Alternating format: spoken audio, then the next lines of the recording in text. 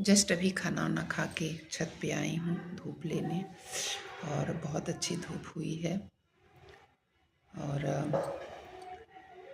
तो ये थोड़ा सा मैं आप लोगों के साथ जो गांव की लाइफ स्टाइल होती है वो शेयर कर रही हूँ कि गांव में लोग कैसे रहते हैं, कैसी उनकी लाइफ स्टाइल होती है, और चीज़ें कैसे रखते हैं, क्या चीज़ें होती हैं।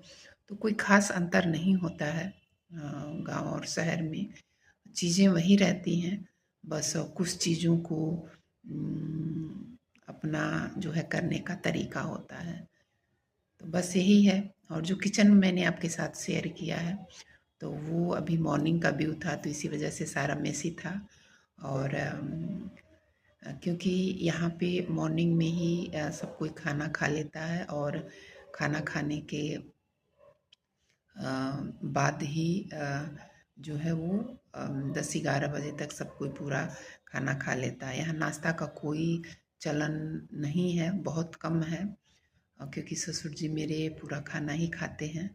और तो इसी वजह से लगभग जो मेरी देवरानी है वो, और ससुर जी और एक देवर जो यहाँ रहते हैं, तो तीनों लोग ही रहते हैं। बाकी बच्चे जो हैं सब बाहर ही रहते हैं, पढ़ते लिखते हैं।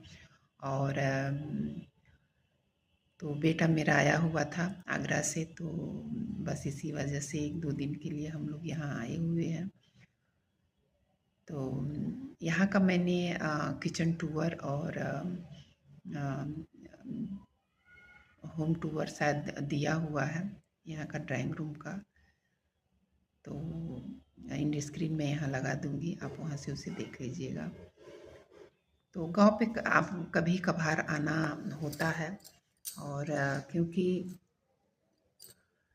जब कोई फंक्शन पड़ता है या कोई चीज़ें होती हैं तभी हम लोग यहाँ पे आते हैं। अदरवाइज़ हम लोग वहीं रहते हैं, और बेटा बहू भी आगरा ही रहते हैं,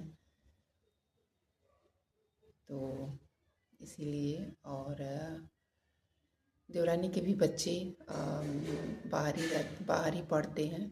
बड़ा वाला पढ़ लिया है और वो मेरे बेटे के साथ ही रहता है आगरा में ही, और छोटा वाला भी बीटेक कर रहा है, फर्स्ट ईयर है उसका।